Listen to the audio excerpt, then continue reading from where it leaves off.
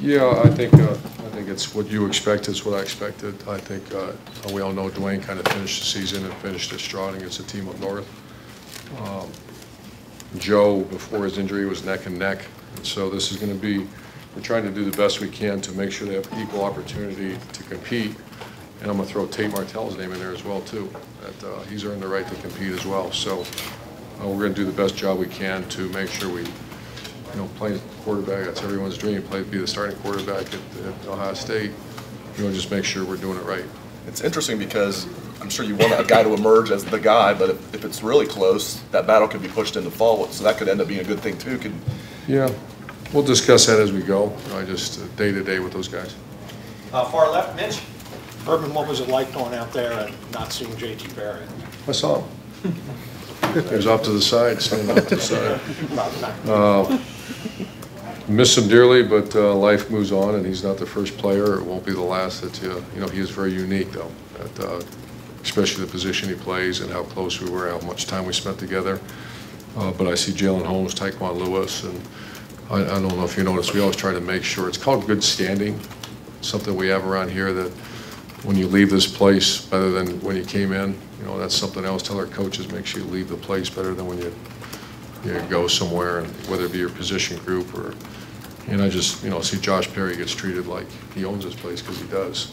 And Jalen Holmes, Taekwon, who else did I see? Denzel Ward, just see good people that have really built this program. JT's obviously one of them. Front row left, Bill Landis.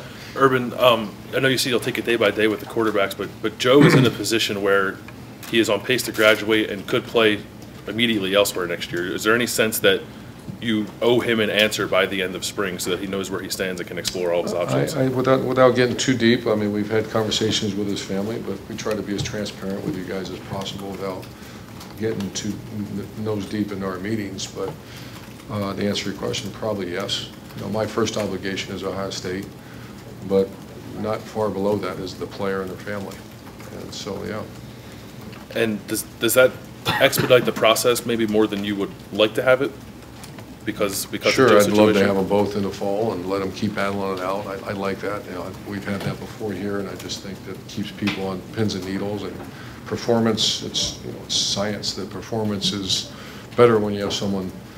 The discomfort of competition at times. That's where you're on point. You're on point. If it's yours by yourself, sometimes you have a tendency to complacent. So, that's something that we're going to watch very closely. And then lastly, real quick, just what is Matthew Baldwin's status this spring? Is he able to? Oh, he's not going to play. He has an ACL. He had it. He had surgery. So he's doing a good job. He's gained a bunch of weight back.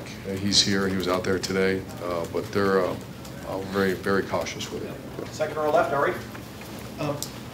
Right now, Urban, you guys are 3 scholarships over, I think, or 2 scholarships over the limit. Do you have any roster changes or any players that aren't going to be returning or anything that is going to get you guys under 285? Oh, you kind of caught me off guard right now. I don't know. Anybody that's medical or something like that? Not that hasn't been out there at this point. Okay.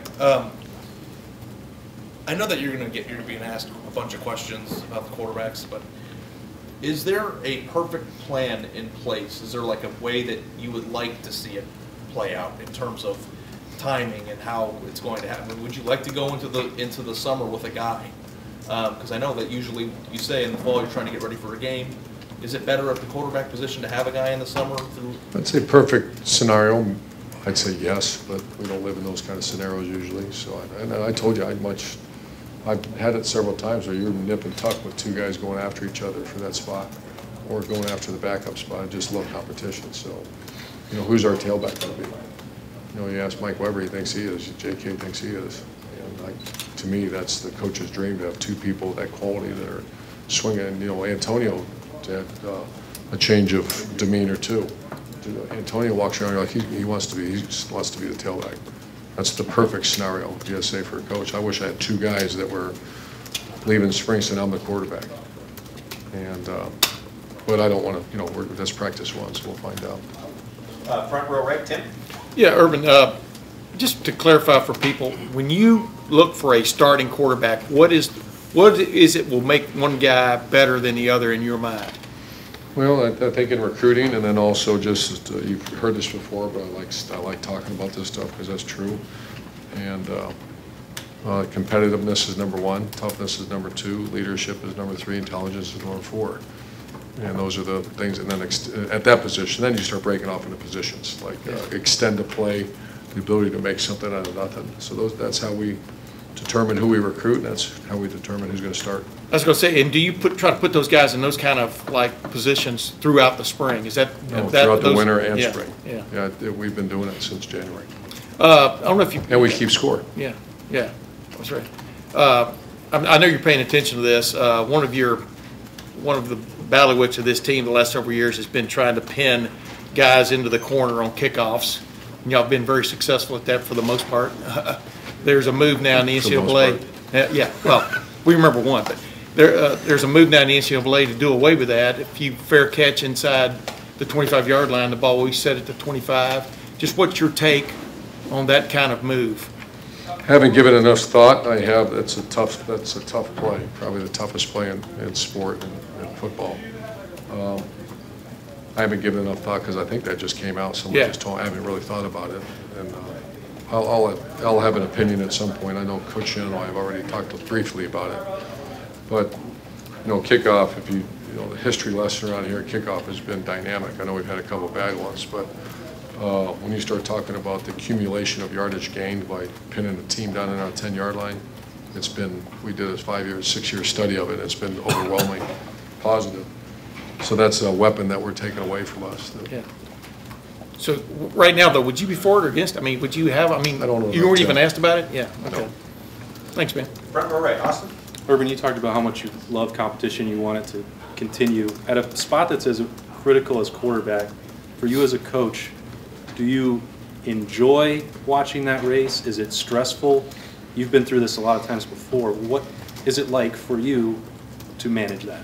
I think I'm more stressed about center. I think when you have quality players going at it, there's no stress at all. I mean, that's part of the, when you're worried about who's going to be your center, that's my focus. I think we'll be fine at quarterback. Who's it going to be, I don't know.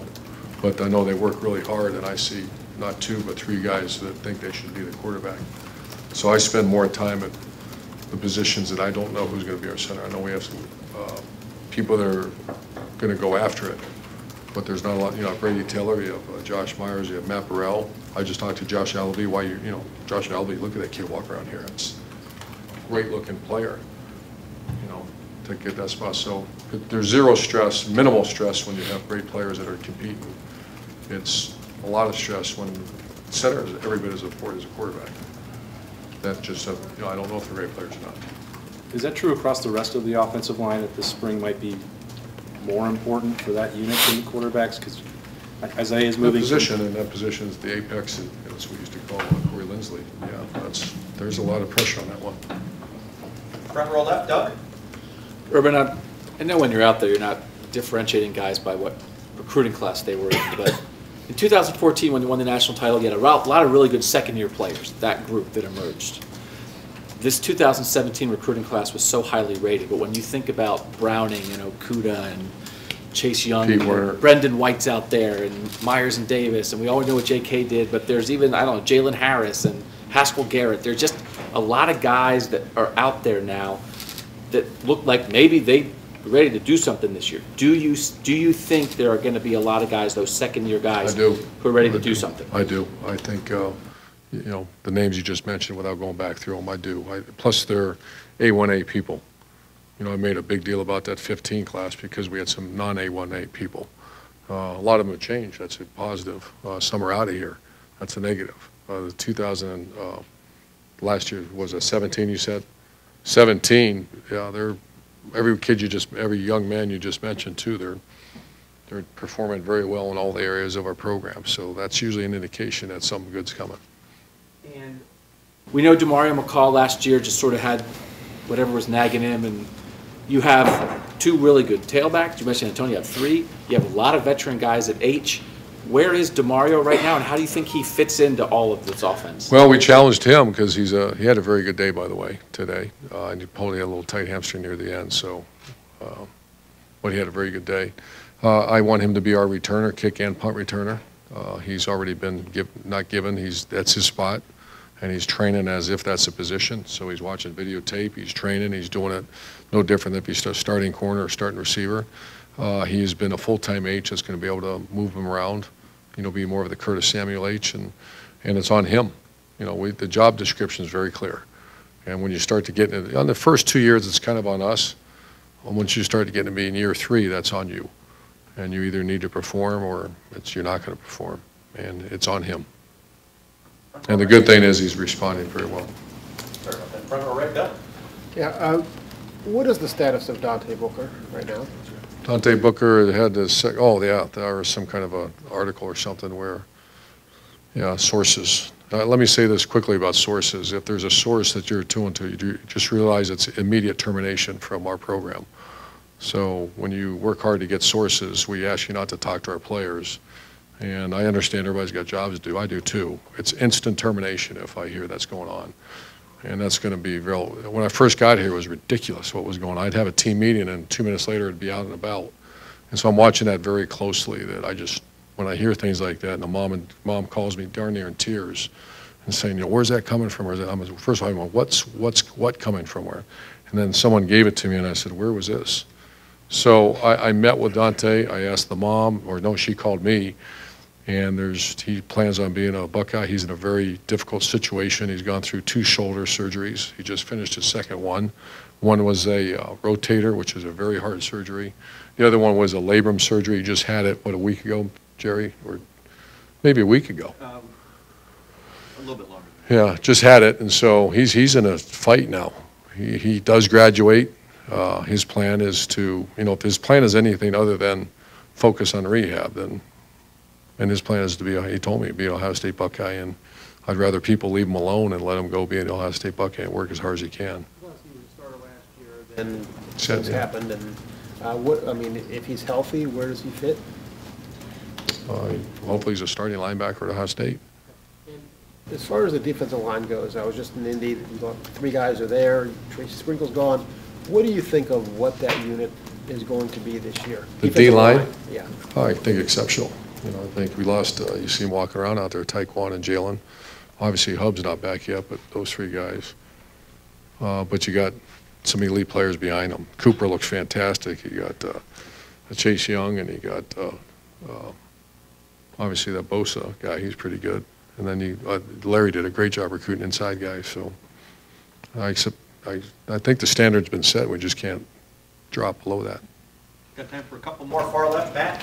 You mentioned center and offensive line, but are there position battles, obviously quarterback, but for you that you're really looking at this spring that we have to get this figured out by receiver, we've been good. We have not been elite, and I've challenged their coach. I've challenged Ryan Day, who's going to be working directly with him as well. I think we've been really good. We were elite in 14. We were elite, and we look at much more than just catches. We've been good. Last year a very good group. Maybe not the first rounder that was making the ridiculous catches all the time, but we look at the blocking. We look at more than just that. And so that's the position I want to see those guys develop into being. There's some elite people that are potential in that group. The positions you mentioned, center and the field safety is a concern right now. You lost Damon Webb, had a great year for us. Jordan Fuller looks, I know you guys were out there watching him early. That first half of practice, he looked fantastic. And he's starting to move around better, and from his injury. But the field safety position is a concern. Also, how are the newcomers to the program? How do they assimilate during their conditioning? What do you? They're good. I think I put them in category of like the 2017 group. And I always go are they good people? Do they behave? Am I having constant conversation with their parents about acting like a fool? No, they're great kids that do things the right way and getting good grades seem to be. I know that's coming up here pretty soon. But the correlation between that and performing well on the field is very high. And so far it looks like a good group. And final question, this third row left, Dan. Isaiah Prince looked like he was at left tackle today. Do you feel like he's your guy there, or is that still a competition? I do. There's always competition, but he's earned that right to at least get that first shot at it. The other guy that had an excellent offseason, he's penciled in at right tackle, was Thayer Munford. We had our champions dinner yesterday, and Coach Mick, he gave a lot of awards to Thayer Munford. which is a great story. Very talented guy, but that's kind of the way it started today. And then Jason Cornell looked like he was at defensive end. Is that a full-time move for him? Larry's still evaluating now, but we're giving him a shot to go do that. That's originally what he was brought here as. Urban, can we check a couple of injuries? Just real quick with you Yep. guys who are on the side. Like Michael Jordan, KJ Hill, Jeffrey Okuda, I think all looked on the side. Are they going to Shoulders. be okay sometime this spring, or are they out for the spring? Michael Jordan, no. Jeff Okuda, no. Dante Booker, no. And KJ Hill, no. All out for They'll all spring. And then Brandon Bowen, a little bit slower than we thought, but he had a tough injury. I think it was Maryland, remember, last year. So he had a broken leg. And he'll be, these guys are all going to play next fall. And Nick Connor is, Nick Connor, that was last year. okay. Yeah. There was